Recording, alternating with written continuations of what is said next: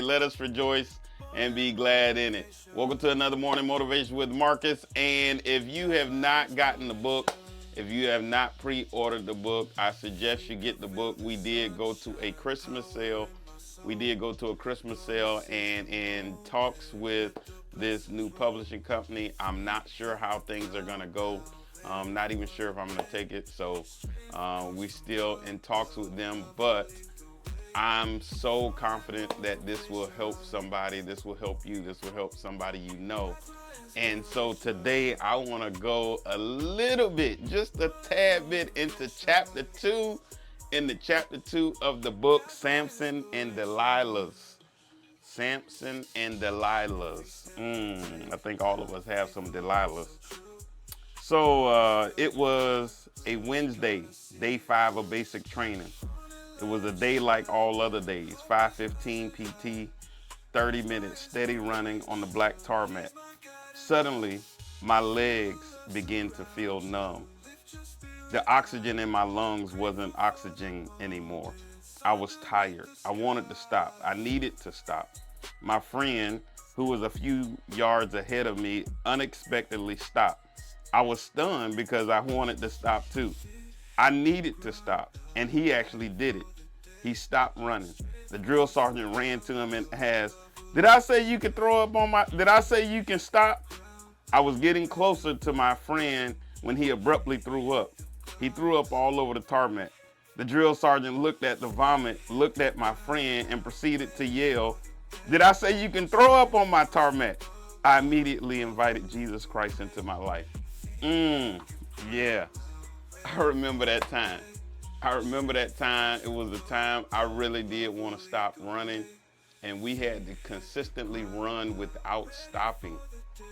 And when I wanted to stop, I saw this incident.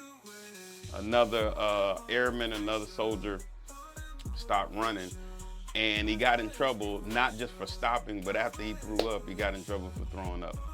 And at that moment, I said, what am I doing here? What am I doing here? And so I began to call on Jesus. That was the only thing I knew to do in that moment. And so I ask you, do you get in situations where you only call on Jesus when you're in deep trouble?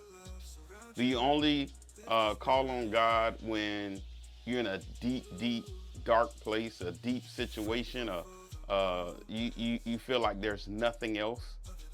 And so what I want to bring to your attention this morning is we need to take the time to reflect today on all the times we've been in a situation and nothing could help us but God.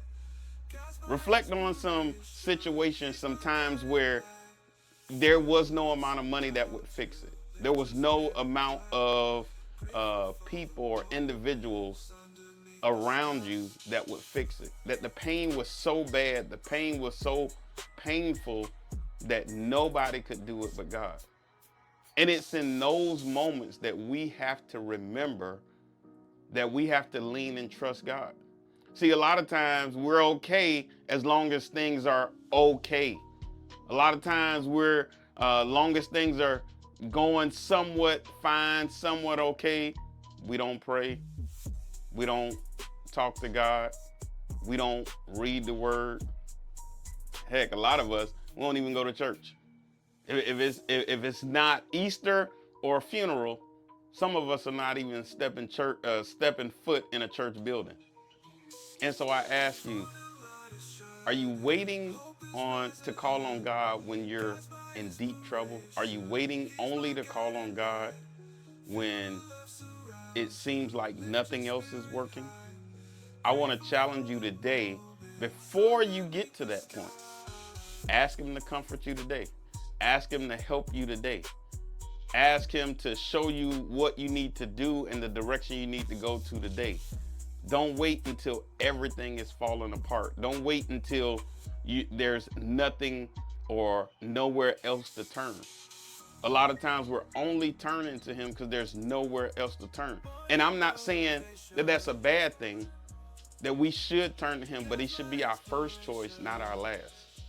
He should be the one we go to when we initially something happens, not trying to figure it out ourselves, not waiting until the last moment, not waiting until the dead end, not waiting until everything. We exercise all aspects of what we tried to do in our own power. Let's call on him first.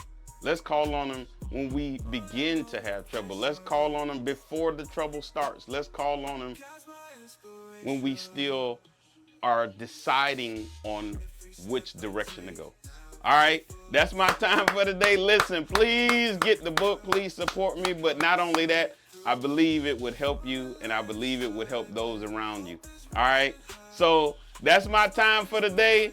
Looking forward to 2025. Why? Because we got the Let's Grow Tour. We still got the Let's Grow Tour coming up. I'm excited about that, and I'm thankful for this holiday season, thankful for this birthday time. And we'll see you tomorrow morning. But until then, always have a heart of gratitude and the strength to keep moving forward. God bless